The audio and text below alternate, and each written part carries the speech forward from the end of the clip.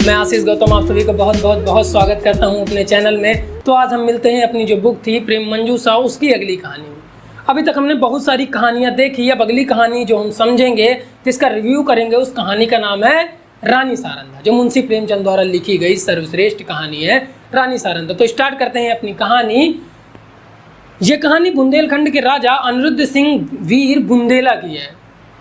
जो एक बार क्या होता है कि वो युद्ध करके मतलब एक बार बचा करके बहुत वीर होते हैं, लड़ते रहते हैं, अपने भाइयों से परेशान रहते हैं। और एक बार क्या होता है, जो वीर बुंदेला होता है अनिरुद्ध, उसकी जो पत्नी होती है शीतला देवी, वो बहुत बार अनुग्रह कर चुकी थी कि मेरे साथ रहो, तुम कहीं ना जाओ, मैं तुम्हारे साथ हरिद्वार में रह सकूंगी। लेकिन वो ना मानता था क्योंकि वो बुंदेला था, हमेशा लड़ता झगड़ता रहता था। और एक दिन क्या होता है, जब ये दोनों आपस में लेटी होती हैं तो अनिरुद्ध जो होता है नदी पार करके अपनी जान बचा करके आ जाता है और उसके साथ ही मर जाते हैं। तो रानी सारंधा वहीं बैठी होती है, यानी राजकुमारी इस वक्त होती है। राजकुमारी सारंधा वहाँ बैठी होती है और कहती है, भाई तुमने ऐसा कर दिया, आज तक हमारे वंश में ऐसा ना हुआ कि कोई अपनी जान बचा करके अपने सैनिकों की जान दे करके चला आए। और अनिरुद्ध बुंदेला को यह बात इतनी ज़्यादा दिल में लगती है और उसका सच उजागर हो जाता है, शायद मैंने गलत किया, और वह वापस उल्टे पांव लौट जाता है। और इन दोनों में मतलब शीतला में और रानी सारंधा में थोड़ी बहस होती है पति को लेकर के।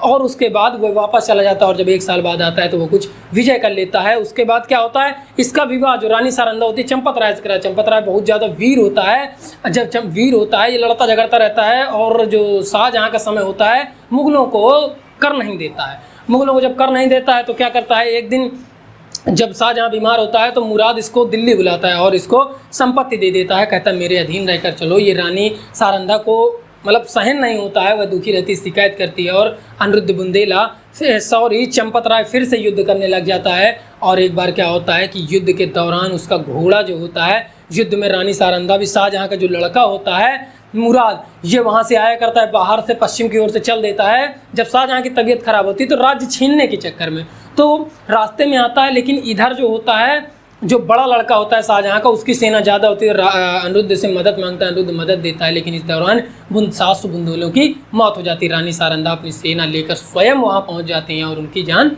बचा लेती हैं। इसके बाद क्या होता है, कुछ दिन बाद एक घोड़ा होता है। घोड़े के चक्कर में एक राजा से बहस होती है, जिसके चक्कर में रानी सारंधा घोड़ा लेने के लिए अपना सारा मनसब, जायदाद, जागीर, महल सब दान कर देती हैं। जो अंत तक रानी सारंधा और राजा चंपत राय को परेशान करता रहा। अंत में दोनों भागते हैं, लेकिन शाही सेना उनको घेर करके मार देती है। आपस अपने हाथों से गला काट लेते हैं और रानी सारंधा उसके राजा चंपत राय के सीने में तलवार भोंक देती है और ये कहानी ऐसी समाप्त होती है। सो स्टार्ट करते हैं अपनी कहानी विस्तार में। और उससे पहले अगर आप सभी हमारे चैनल में नए हैं तो जल्दी सब्सक्राइब कीजिए, शेयर कीजिए, कमेंट कीजिए और हमें कमेंट करके बताइए कि आपको ये कहानी कैसी लगी। तो स्टार्ट करते हैं अपनी कहानी रानी सारंधा।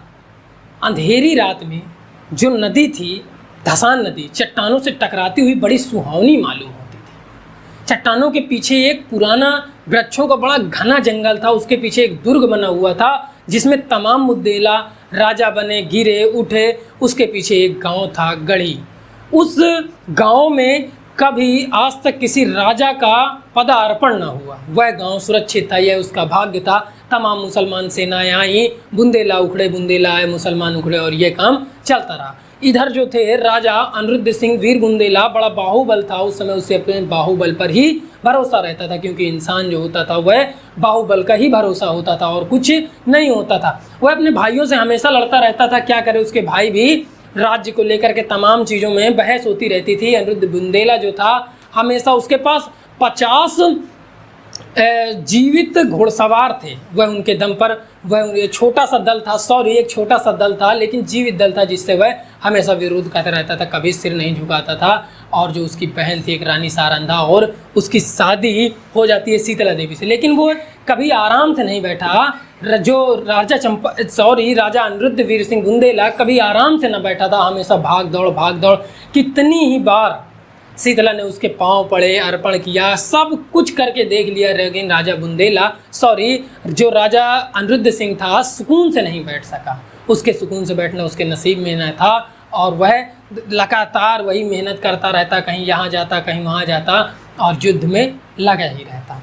एक दिन की बात है जब रानी सारंधा और शीतला दोनों आपस में बैठी लेटी हुई थी, तो जो सारंधा थी वह कह रही रघुविन कटत नहीं रहना। शीतला ने कहा क्या मेरा जी जला रही हो? नहीं नहीं, मैं तो तुम्हें लोरी सुना रही हूँ ताकि नींद आ जाए। और दोनों बात करती रहती, इतने में द्वार खुलता है और एक भीगा हुआ व्यक्ति अंदर आता है। पता चलता है ये राजा अनिरुद्ध है।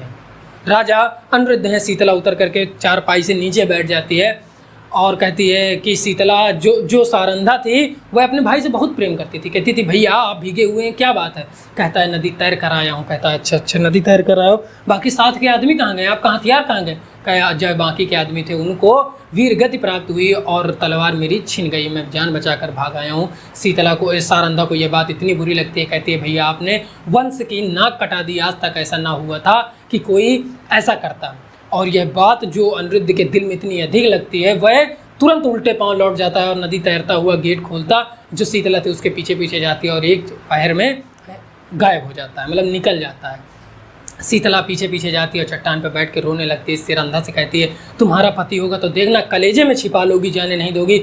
जो सारंधा होती है कहती है देख लेना जब मेरा दिन आएगा तो मैं छुरी सीने में भोंक दूंगी, अपना वचन पूरा करके दिखा दूंगी, मैं रानी सारंधा हूँ, आन बान शान के लिए जान देती हूँ। तमाम डायलॉग मारती है और ऐसे में क्या होता है दोनों में बात होती रहती है। और कुछ दिन बाद जो राजा अनिरुद्ध थे मनौरी जीत करके आ जाते हैं और जो 1 साल के अंदर रानी जो सारंधा होती है इनका विवाह राजा चंपत राय से करा दिया जाता है। जो राजा चंपत राय होते हैं बड़े वीर बहादुर होते हैं, गद्दी पर बैठते ही मुगलों को कर देना बंद कर देते हैं और अपनी सेना के दम पर हमेशा मुगलों का विरोध करते रहे। कभी 1 रुपया मुगलों को नहीं दिया और तुरंत विरोध किया।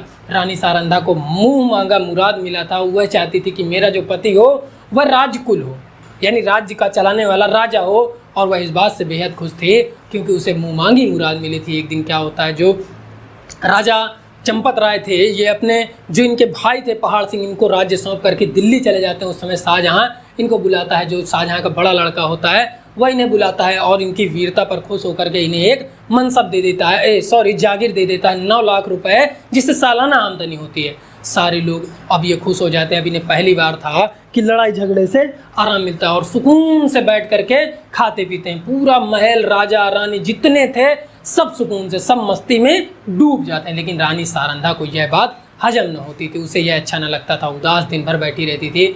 एक दिन राजा चंपत राय आए, कहे सारन मैंने कभी तुम्हें हंसते हुए नहीं देखा, क्या बात है, कोई मुझसे गलती हो गई या कुछ हो गई? तो सारंधा कहती है नहीं आप गलत सोच रहे हैं, आप ऐसा क्यों सोचते हैं कुछ कि मैं उदास रहती हूँ, मैं कोशिश करती हूँ लेकिन मैं हंस नहीं पाती, मैं क्या करूँ? तो चंपत राय पूछते हैं आखिर बात क्या है, बताओगी? चंपत रानी कहती है अगर बुरा ना मानो तो आपको एक बात बताती हूँ। मैं यहाँ एक जमींदार की छेरी हूँ, ओरछा यानी अपने जहाँ रहती थी, जहाँ पहले मैं राज्य करते थे आप, वहाँ मैं एक राजा की रानी थी और यहाँ मैं एक जमींदार की छेरी हूँ।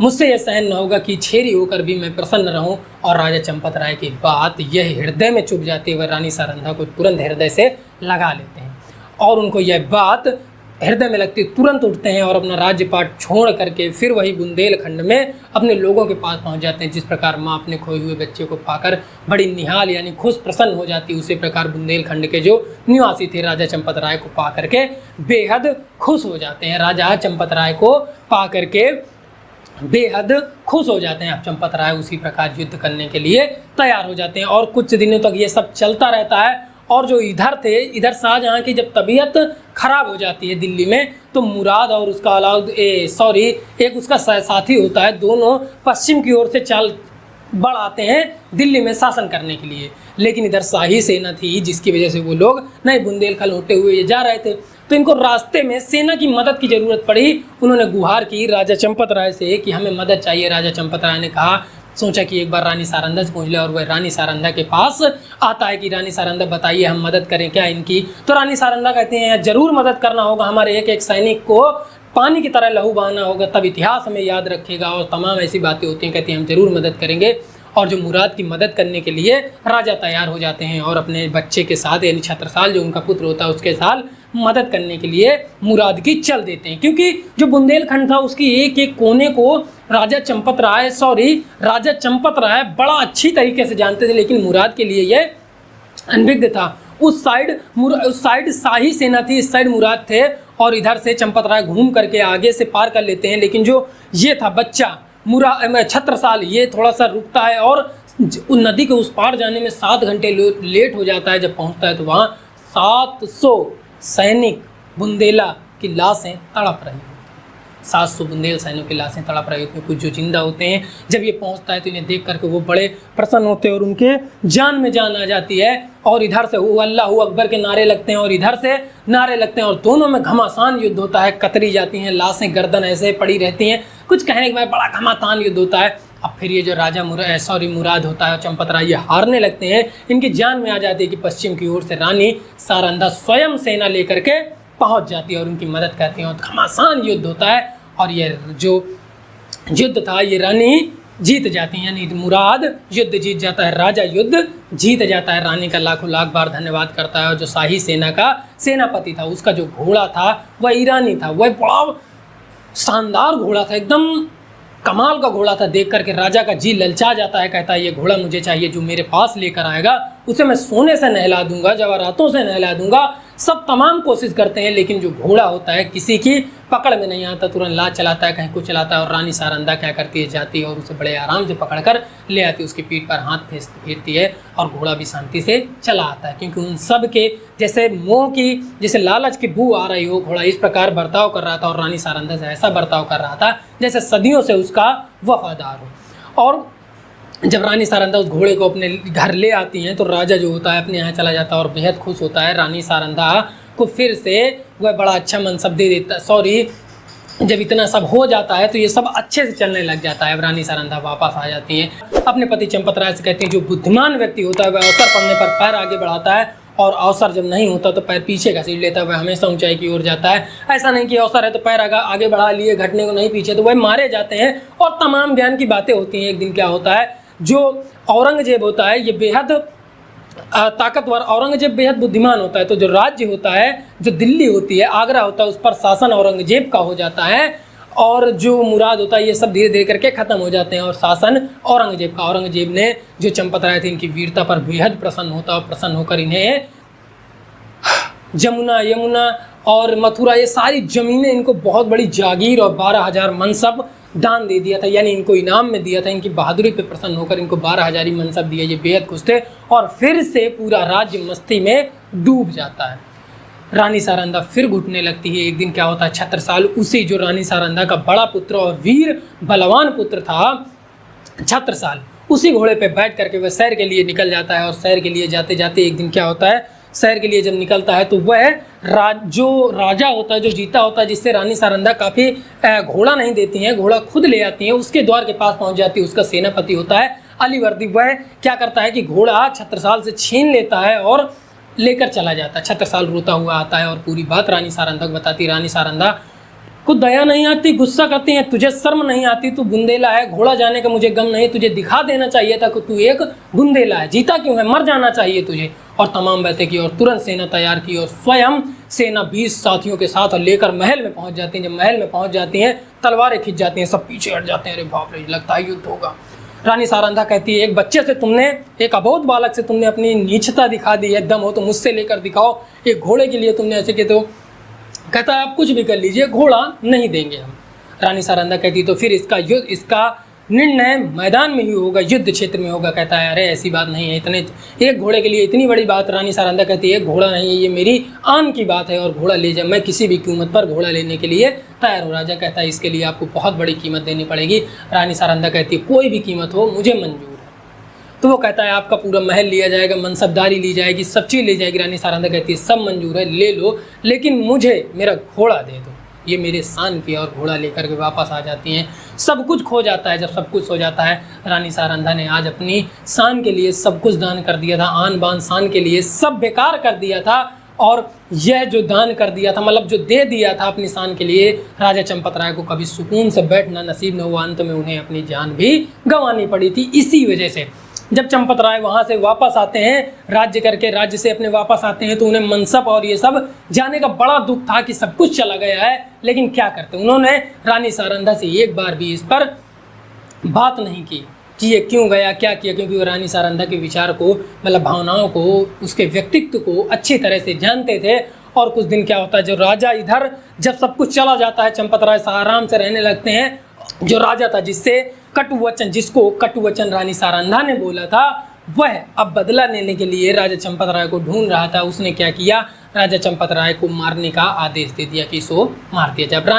राजा चंपत राय से युद्ध करने के लिए उसका एक सहपाठी तैयार हुआ कि मैं इसका खात्मा करूंगा, और वह तैयार हो गया। दोनों में कई बार घमासान युद्ध हुआ। राजा चंपत राय तो जीत गए, लेकिन सब चीज़ वो हार गए। सेना उनको घेर ली। 3 साल तक वह जंगलों में, बुंदेलखंड के पर्वतों में भटकते रहे। सेना उन्हें भूखे कुत्तों की तरह, भूखे शेरों की तरह ढूंढती रही। और एक बार हुआ कि सेना हटा ली जाए। जब सेना हटाने का ऐसा धोखा किया गया तो राजा चंपत राय बाहर आए और वहीं बुंदेलखंड के महल में जाकर छिप गए। जब छिप गए उस महल में, यानी महल में चले गए, तो सेना ने क्या किया, पूरे ओरछा को घेर लिया सेना ने। अब चंपत राय इतना अधिक इधर बीमार हो गए कि वो खाट तक से, यानी चारपाई से उठ ना पा रहे थे। और रानी सारंधा इस पर वीर थी, अकेली थी, सब करती रहती। तो कुल मिलाकर 20,000 पुरुष स्त्री बच्चे मिलाकर सब 20,000 हो गए, जिनमें से ज़्यादा बालक और महिलाएं थी, पुरुष बहुत कम थे। और चंपत राय इधर इतना बीमार कि उठ ना पा रहे थे। पूरी को सेना ने घेर लिया था, वह सबको एक साथ मार देंगे। रानी सारंधा कह रही थी अगर हम यहाँ से भाग जाएं तो कैसा होगा। राजा चंपत राय ने कहा नहीं सारंधा, इनके एक एक बच्चे ने, एक एक पुरुष ने मेरे लिए जान दी है, मैं इनके लिए अपनी जान दे दूंगा, ये भागना अच्छा नहीं है। चंपत राय, यह सारंधा को यह बात आज अखरी थी। आज वह वही सारंधा थी जो आन बान शान के लिए जान देना चाहती थी, आज चुपके से भाग जाना चाहती थी। कहती है जो अवसर को देख करके भाग जाता है वह बुद्धिमान होता है, जो अवसर को देख के लड़ लेता है, पीछे हट जाता है, तमाम ज्ञान देते। लेकिन राजा चंपत राय इस पर तैयार नहीं होते। वो कहते हैं अगर हम भाग जाएंगे, रानी सारंधा कहती है कि अगर हम यहाँ से निकल जाते हैं तो ये लोग इन पर कुछ रहम करेंगे, वरना सबको एक साथ काट देंगे। राजा चंपत राय कहता है कुछ भी हो, मैं नहीं जा रहा। अगर तुम लिखित प्रमाण ले आओ कि हमारे जाने के बाद ये यहाँ की सेना को, यहाँ के लोगों को कुछ नहीं करेंगे, तो मैं चलने के लिए तैयार हो जाऊँगा। रानी सारंधा भी दिमाग में अब ये बात आ जाती, कहती ठीक है मेरे प्राणनाथ, आप जैसा कहते हैं वैसा होगा। और रानी चंपत राय इस पर विचार करने लगती हैं कि ये संदेश कैसे राजा के सेनापति को पहुंचाया जाए। और अपने प्रिय पुत्र, बड़े पुत्र छत्रसाल को बुलाती हैं अपने पास। कहते हैं छत्रसाल क्या ये तो काम तुम कर पाओगे? छत्रसाल कहता है जी मैं जरूर कर लूँगा। और उसे पत्र, यही जो राजा चंपत राय ने कहा था कि मेरे जाने के बाद यहाँ की जो जनता है इसे के साथ कुछ नहीं किया जाएगा, यह बात अगर लिखित मिल जाती है तो चंपत राय यहाँ से चल देंगे। और यह बात लिख करके वहाँ संदेश भेज देती है। छत्रसाल चला तो जाता है। दूसरे दिन क्या होती है, छत्रसाल से संदेश लेकर पहुँच जाता है। और दूसरे दिन रानी जो सारंधा थी पूजा पाठ करने के लिए मंदिर की ओर जाती हैं। तीर आकर फफास गिरता है बगल में, और थाल जो होती है उठा करके बगल में रखती हैं। और जब पत्र को पढ़ती हैं तो उन्हें एक बार खुश होती हैं कि चलो बात मान गए, लेकिन तुरंत टूट जाती है क्योंकि छत्रसाल को उसने मार दिया था, गर्दन काट दी थी छत्रसाल की। बेहद दुख होता है। उसने कहा कि इतना बड़ा मुझे कर चुकाना पड़ा, इसके लिए बहुत दुखित होती हैं। और प्रसन्न भाव से बना करके मुख राजा चंपत राय के पास जाती हैं, पत्र देती हैं, कहती लो अब तो चलोगे? राजा चंपत राय कहता है कि इसके लिए क्या चुकाना पड़ा? रानी सारंधा कहती बहुत बड़ी चीज़, प्रिय पुत्र अपना छत्रसाल। दोनों में बात होती है, छोटा वाला बड़ा वाला नहीं छत्रसाल था। राजा चंपत राय एक बार खाट से खड़े होते हैं, फट से गिर पड़ते हैं। इतना ज़्यादा झटका लगता है, रानी सारंधा तुमने बहुत गलत किया, बहुत बड़ी कीमत चुका दी। छत्रसाल ही एक तो था जिससे मैं आगे वंश चलने की आशा कर सकता था, तुमने बहुत बड़ी कीमत चुका दी। और दोनों में बातचीत होती है। रानी सारंधा कहती है कि बड़ी उदास दोनों में बातचीत होती है। और दोनों अब तैयार होते हैं और पीछे के रास्ते से, महल के पीछे के रास्ते से निकल जाते हैं। जब निकल जाते हैं तो भद्दर दोपहर थी। कुछ सैनिकों के साथ राजा डोली में बिठा करके वो 10 किलोमीटर जब दूर जाते हैं, सब पानी प्यासे, कोई कुआं ढूंढ रहे थे कि कुआं मिल जाए तो पानी पी ले, पेड़ों की छाया ढूंढ रहे थे। और भगते भगते 10 किलोमीटर दूर, और 10 किलोमीटर पीछे रह जाता है। रानी सारंधा जब कुछ आगे जाती है तो उन्हें पीछे से आते हुए कुछ सैनिक दिखाई देते हैं। रानी सारंधा को लगता है शायद मेरे बालक आ रहे हैं मदद लेकर के, लेकिन कुछ देर जब चलती हैं तो उन्हें पता चलता है ये शाही सेना है। जब शाही सेना का पता चलता है तो रानी सारंधा एकदम घबरा जाती है। आन बान शान पर जान देने वाली सारंधा आज पीछे से भाग गई थी, और राजा उस सेना को देख करके ऐसे घबरा गई थी जैसे साधारण महिला हो। इस पर दोनों में रानी सारंधा वहीं पर रुक जाती है और कहती है कि चलो देखते हैं कौन है। और कुछ देर बाद सेना निकट आती है तो उन्हें पता चलता है कि ये शाही सेना है। जब शाही सेना का पता चलता है तो जो चंपत राय होता है कहता है, तलवार लेकर खड़ा हो जाता है। और जो बाण उनके हाथ से साएं बातें, हवा से बातें करता था, आज उठ तक ना रहा था। चंपत राय फिर से लेट जाते हैं। कहते हैं सारंधा मैं तुमसे एक वचन मांगता हूँ, क्या तुम पूरा कर दिखाओगी? चंपत सारंधा तुरंत तलवार निकालकर हृदय पर रख लेती, सॉरी गर्दन पर रख लेती है। कहती है आपके कुछ काम तो आ सकूंगी, आप बोले तो अभी अपना गर्दन काट लूँ। नहीं नहीं मुझे ये नहीं करना है। वो चंपत राय ये कहता है कि नहीं नहीं ऐसी कोई बात, मेरे सामने तुम्हें शाही सेना हाथ लगाएगी और मैं कुछ न कर पाऊँगा, और मैं बंदी बन करके इन दिल्ली की गलियों में नहीं घूमना चाहता, मुझसे बर्दाश्त न होगा। पतिवर आप बोलिए तो क्या काम है? सारंधा क्या काम है आप बोलिए, मैं जान तक देने को तैयार हूँ, आप एक बार बोलिए तो। राजा चंपत राय ने कहा ये जो तलवार है मेरे सीने में भोंक दो, मैं जीवित नहीं रहना चाहता, ये नहीं देखना चाहता कि तुम्हें कोई हाथ लगाए, वो मैं बंदी बन करके इन दिल्ली की गलियों में घूमूं, मुझे ये बर्दाश्त नहीं है। और सेना नज़दीक आती है, तुरंत 2-3 सैनिक मारे जाते हैं। रानी सारंधा कांपते हुए हाथों से तुरंत जो तलवार होती है राजा चंपत राय के सीने में भोंक देती है, खून की धाराएं निकलती हैं। चंपत राय फिर भी मन में, चेहरे में उदासी नहीं या रोना वालापन नहीं होता, बड़े खुश होते हैं, अच्छा महसूस करते हैं और चंपत राय मर जाते हैं। जो रानी सारंधा सेना और निकट आती है, रानी सारंधा उस एक अपने सैनिक से कहती हैं कि देखो अगर हम में से, हमारे परिवार में से, हमारे वंश में से हमारा कोई बालक जिंदे रहे तो उन्हें ये 2 लाशें समर्पित कर देना। और खुद के सीने में तलवार फूंक लेती हैं और उनकी भी इस प्रकार मृत्यु हो जाती, मरती हैं, पति के चरणों में गिर जाती हैं, हृदय से लग जाती हैं। और इस प्रकार रानी सारंधा और चंपत राय का अंत हो जाता है। यह कहानी यहीं पर समाप्त होती है। तो मिलता हूँ आप सभी से अपनी अगली कहानी में, तब तक के लिए आप सभी को बहुत बहुत धन्यवाद।